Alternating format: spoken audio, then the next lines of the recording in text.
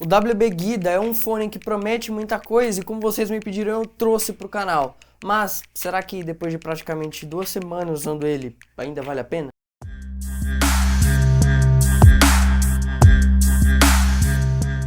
E aí, sejam bem-vindos a mais um vídeo, e esse daqui é mais um vídeo onde eu não tô com um produto, e eu vou explicar até o fim desse vídeo o porquê que eu considero que o Guida vale a pena, mas tem muitos poréns que você precisa considerar antes de comprar ele. E claro, como o meu trabalho é poupar o seu tempo de ficar vendo se um produto vale a pena ou não, gastando dinheiro e tudo mais, vale a pena você se inscrever neste canal para tirar as suas dúvidas e também, caso você ainda tenha interesse, tem link na descrição para você comprar.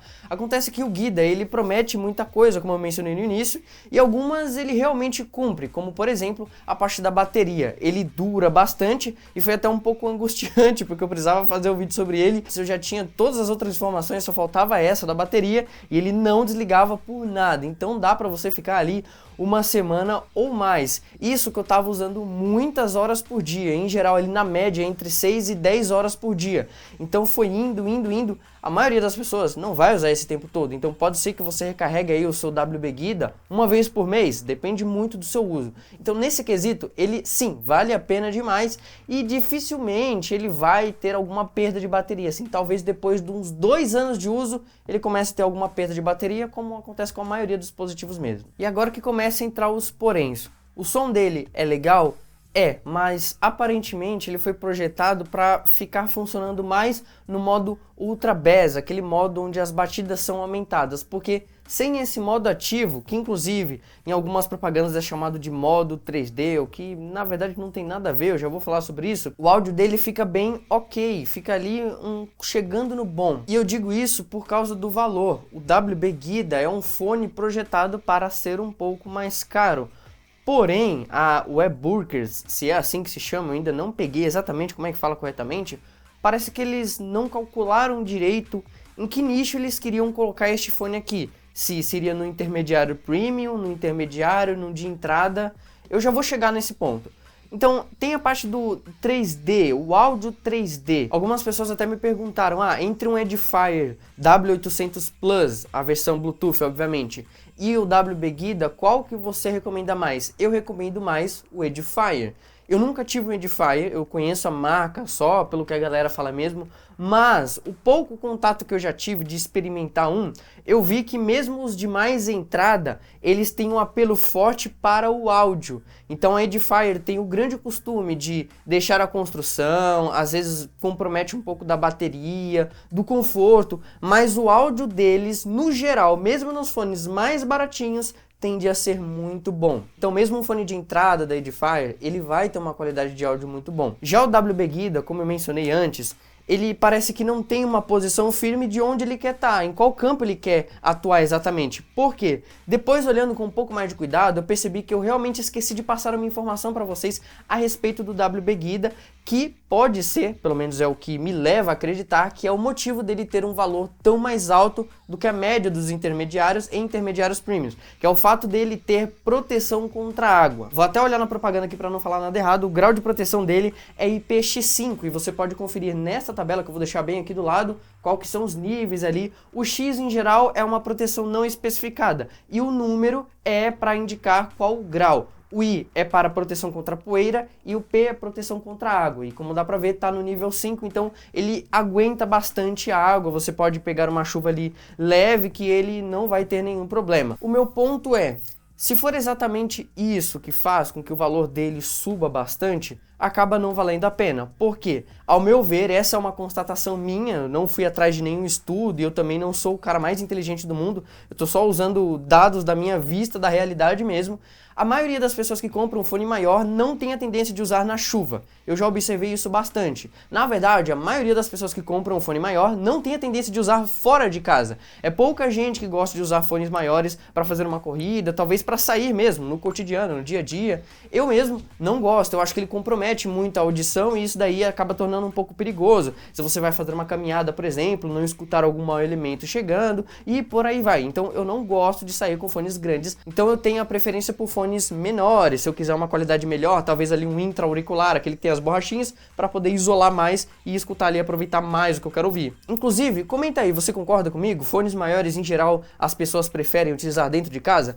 Então, levando isso em consideração, não faz muito sentido ter um fone que é à prova d'água, que seja um valor maior, mas que comprometa a qualidade do seu áudio. Isso porque eu já trouxe um fone da Philips, se eu não me engano aqui no canal, vai aparecer em um dos dois lados, que ele custa um pouco mais caro, que ele é à prova d'água, porém a qualidade de áudio dele é muito boa. Ele falha em ter conchas pequenas, mas ainda assim a qualidade é muito boa.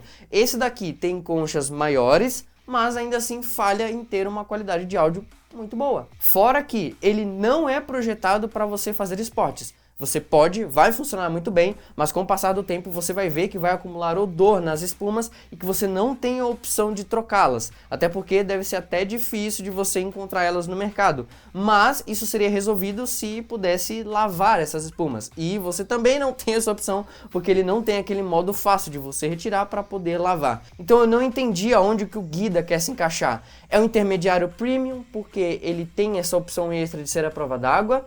Ele quer ser um fone intermediário com uma construção um pouco inferior para poder abrigar um áudio e uma bateria com uma quantidade de tempo maior, ou ele quer ser um de entrada, que vai ter um áudio melhor, mas comprometendo a maioria das outras coisas.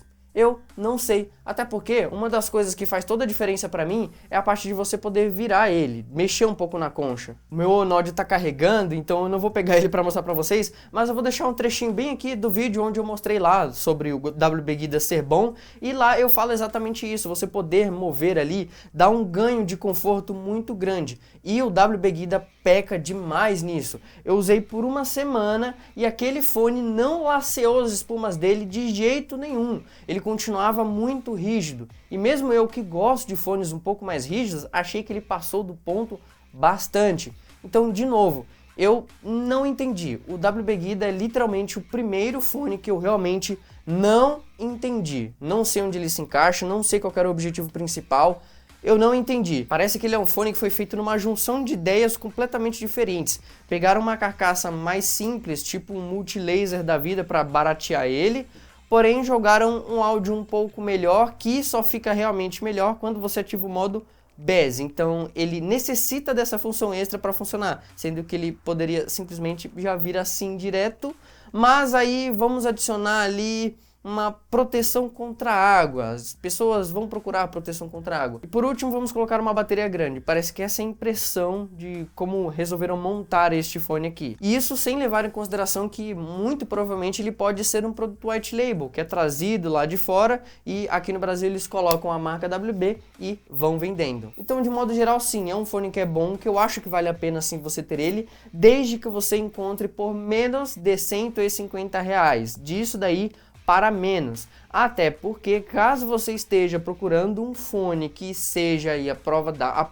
d'água, ele tem uma resistência na verdade, aí ele acaba valendo um pouco mais a pena por este valor. Agora, por R$230, R$250, levando em consideração o que eu já mencionei, que muito provavelmente você vai ficar em casa e não vai molhar ele, vale mais a pena você investir em outros fones, como por exemplo o Onod, o A70, que é o que eu estou utilizando aqui hoje em dia, vai aparecer em um dos lados aí para você, e também o Bluedio T7 Plus, que até hoje é um dos melhores fones que eu já utilizei. Mesmo eu tendo parado de usar ele há muitos anos porque ele acabou quebrando, parando de funcionar, ainda assim até hoje ele guarda um espacinho no meu coração, porque realmente é muito bom e ele já está aí nessa faixa de valor. Se você comprar internacional, já está ali nos R$230, R$250, vale muito mais a pena porque o ganho de áudio vai ser gigantesco e o conforto, então, nem se fala. E aí, o que você achou? Você já comprou, já testou, acha que ainda vale a pena? Tem alguma dúvida extra? Deixa aí embaixo nos comentários que eu vou responder o mais rápido possível. Não se esqueça de se inscrever aqui no canal e também de ativar o sino das notificações com a opção de todos ativo para poder receber todos os vídeos deste canal aqui que tem o objetivo de te ajudar.